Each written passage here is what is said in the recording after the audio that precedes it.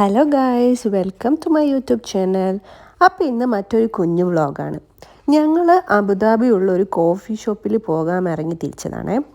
വഴിയിൽ in between ഒരു വലിയ എക്സ്പാൻസീവ്, വലിയെന്ന് പറയാൻ പറ്റില്ല, വലിയൊരു സംഭവം ഹ്യൂജ് ബിൽഡിങ് കണ്ടു. സത്യം പറഞ്ഞു കഴിഞ്ഞാൽ ഈ ദുബായിലല്ലാതെ അബുദാബിയിൽ ഇങ്ങനത്തെ വലിയ വലിയ ബിൽഡിങ്സ് കാണാൻ കുറച്ച് കുറവാണ്. ദുബായിലൊക്കെ ഒത്തിരി ഉണ്ട്, പക്ഷെ അബുദാബിയിൽ അത്രയില്ല. അപ്പം നമുക്ക് actually we were curious to know what's it. അങ്ങനെ ചുമ്മാ ഒന്ന് ഇറങ്ങി നോക്കാമെന്ന് വിചാരിച്ച് അന്തവും കുന്തവും ഇല്ലാതെ നമ്മൾ പോയി നോക്കുകയാണ് ഗൈസ്. ടിക്കറ്റ് ഉണ്ടാവുമോ എന്നൊക്കെ വിചാരിച്ച് ഇങ്ങനെ നടക്കുമ്പോൾ സെക്യൂരിറ്റി ആണെങ്കിൽ വല്ലാത്തൊരു നോട്ടവും നോക്കുന്നുണ്ടായിരുന്നു. അങ്ങനെ ഓരോന്ന് പറഞ്ഞ് നമ്മൾ അങ്ങ് ചെന്ന് കയറി. സംഭവം എൻട്രി ഫീ ഒന്നുമില്ല, ഓൺലി വൺ കണ്ടീഷൻ, ഒന്നും തൊടാനോ പിച്ചാനോ ഒന്നും പാടില്ല. ഇതും പറഞ്ഞ് സെക്യൂരിറ്റി നമ്മളെ ഉള്ളോട്ട് കയറ്റി വിട്ടു. അങ്ങനെ ഉള്ളിലെത്തിയപ്പോൾ വയനാടൊക്കെ ഉള്ളൊരു ഫാമിൽ പോയ പോലെ ഒരു സംഭവം. It was really huge. വലിയൊരു സംഭവമാണ് കേട്ടോ ഇത്. ആർട്ടിഫിഷ്യലാക്കി ഉണ്ടാക്കിയതാണെങ്കിൽ ഉള്ളിലെ ചെറിയ തണുപ്പും ചെടികൾക്കിടയിലൂടെയുള്ള നല്ല കാറ്റൊക്കെ ആയിട്ട് ഒരു അടിപൊളി ഫീല്. നാട്ടിൽ പോയപ്പോൾ ഉള്ള പോലത്തെ ഈ പച്ചപ്പും ഹരിതാഭയും ഒക്കെ ആയിട്ട് ഒരു സെറ്റായൊരു പ്ലേസ്. നമ്മുടെ നാടൻ വാഴക്കൊലകളും ചക്കയും മാങ്ങയും കറുമൂസയും അങ്ങനെ ഓരോന്നൊക്കെ കാണുമ്പോൾ ശരിക്കും വീട്ടിലെ പറമ്പിലൂടെ ഇങ്ങനെ നടക്കുന്നൊക്കെ ആയിട്ടുള്ള ഒരു ഒരു ഒരു ഒരു അനുഭൂതി, അല്ലെങ്കിൽ ഒരു കുളിർമ, അങ്ങനത്തെ ഒരു സംഭവമില്ലേ, ആ സംഭവം. നമ്മുടെ കേരളീയൻ പറമ്പിലുള്ള സാധനങ്ങളായിട്ടുള്ള ഇതൊന്നും അല്ലാതെ, അത് മാത്രമൊന്നും അല്ല കേട്ടോ. അവോക്കാഡോ, ലെമൺ, ഗ്രേപ്സ്, അങ്ങനെ വലിയ വലിയ സെറ്റപ്പ് സാധനങ്ങളും അവിടെ ഉണ്ട്.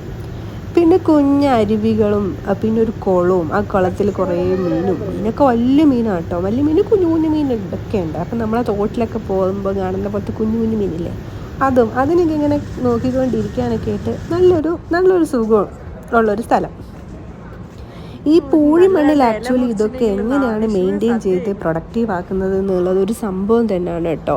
അവിടെ നമ്മുടെ നാട്ടിലെ പോലത്തെ ഒരു മണ്ണോ അങ്ങനെയൊന്നും അല്ല അവിടെ കാണുന്നത്. ജസ്റ്റ് ഒരു നമ്മുടെ ഇവിടെ മരുഭൂമി കാണുന്ന പോലത്തെ പൂഴി മണ്ണ് തന്നെ. അതിലിതൊക്കെ എങ്ങനെയാണ് ഇങ്ങനെ പിടിച്ചു നിൽക്കുന്നതെന്ന് ശരിക്കും നമ്മൾ എന്തോ കൊണ്ടുപോയിട്ട് ഇങ്ങനെ 2-3 ദിവസത്തേക്ക് ഇങ്ങനെ ഫിക്സ് ചെയ്ത് വെക്കത്തില്ലേ, അങ്ങനെയൊക്കെ ഒരു ഫീല് തോന്നുമെങ്കിലും ആക്ച്വലി അത് അവിടെ വെച്ച് പിടിപ്പിച്ച് വളർന്ന് പ്രൊഡക്റ്റീവാക്കി എടുക്കുന്ന ഒരുപാട് സ്റ്റാഫ്, അതിനായിട്ടുള്ള ഓറിയൻറ്റഡായിട്ട് ഇതിനെ ടേക്ക് കെയർ ചെയ്യുന്ന സ്റ്റാഫ് അവിടെ കാണാൻ പറ്റും. ഇതെല്ലാം നനയ്ക്കുന്ന വലിയ ക്രെയിന്, വലിയ ക്രെയിൻ ഉപയോഗിച്ചിട്ട് ഇതൊക്കെ നനയ്ക്കുന്ന ആ സംഭവങ്ങളും അതൊക്കെ ആയിട്ട് ശരിക്കും ഇതൊരു അത്ഭുതം തന്നെയാണ്. ഈ UAE ചൂടിൻ്റെ ഇടയിൽ ഇങ്ങനൊരു സംഭവം. ഫാമിങ്ങിൻ്റെ ABCD അറിയാത്ത 2 മണ്ടന്മാരാണ് ഇതൊക്കെ ആസ്വദിച്ച് ഇങ്ങനെ നടക്കുന്നത്. അവിടെ പണ്ട് നമ്മൾ ഈ സോഷ്യൽ സ്റ്റഡീസിലൊക്കെ അങ്ങാണ്ട് പഠിച്ച അക്വാപോണിക്സ്, ഹൈഡ്രോപോണിക്സ്, ഇതൊക്കെ ടെക്സ്റ്റ് ബുക്കിൽ മാത്രം ചിത്രത്തിൽ കണ്ട ഓരോ സംഭവങ്ങളൊക്കെ ഉണ്ടായിരുന്നില്ലേ പണ്ട്. അതൊക്കെ അവിടെ നമുക്ക് നേരിട്ട് കാണാൻ പറ്റും. അങ്ങനത്തെ മോഡേൺ വേസ് ഓഫ് ഫാമിങ്ങും ഇവിടെ ഉണ്ട്. അപ്പം ഫാമിങ്ങിനെ കുറിച്ച് അറിയാനുള്ള ആൾക്കാർക്ക് അതിൻ്റെ മോഡേൺ വേസും ട്രഡീഷണൽ വേസൊക്കെ ആയിട്ടുള്ള നല്ലൊരു അറിവ് നമുക്ക് അവിടെ, കാരണം എക്സ്പ്ലനേഷനായിട്ട് എല്ലാം അവിടെ ബ്രീഫ് ചെയ്ത് വെച്ചിട്ടുണ്ട്. ഈ ഫ്രൂട്ട്സും വെജിറ്റബിൾസും അങ്ങനത്തെ സംഭവങ്ങളൊന്നും മാത്രമല്ലാതെ റോസാപ്പൂവും മറ്റ് നല്ല പൂക്കളൊക്കെ ഉള്ള, പിന്നെ നമ്മളെ കളർ ചെടികളൊക്കെ ആയിട്ടുള്ള അങ്ങനത്തെ നല്ലൊരു ഗാർഡൻ ഏരിയയും അവിടെയുണ്ട്.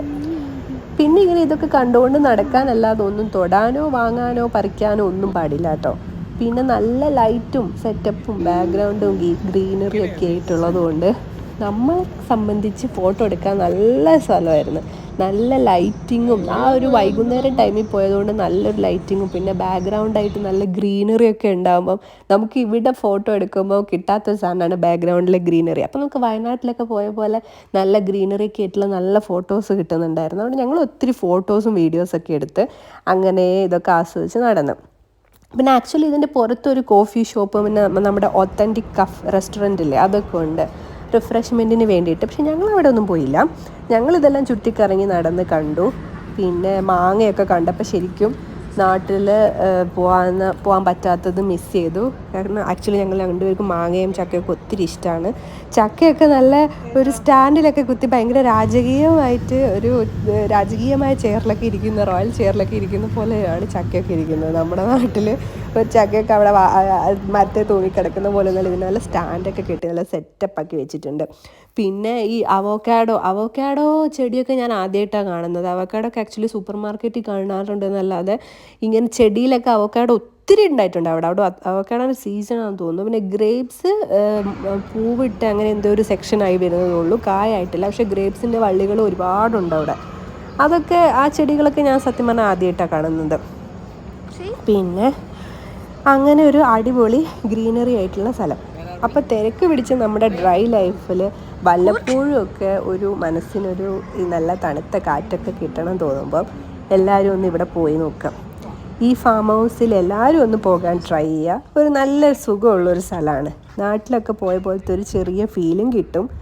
സംഭവം നൈസാണ്. അങ്ങനെ ഞങ്ങൾ എല്ലാം കറങ്ങിത്തിരിഞ്ഞ് അവിടുന്ന് കണ്ട് തിരിച്ചു റിട്ടേൺ അടിച്ചു. അപ്പോൾ ഇനി മറ്റൊരു കുഞ്ഞു വീഡിയോ അല്ലെങ്കിൽ വ്ളോഗിലൊക്കെ കാണാം. Bye bye. Thank you for watching.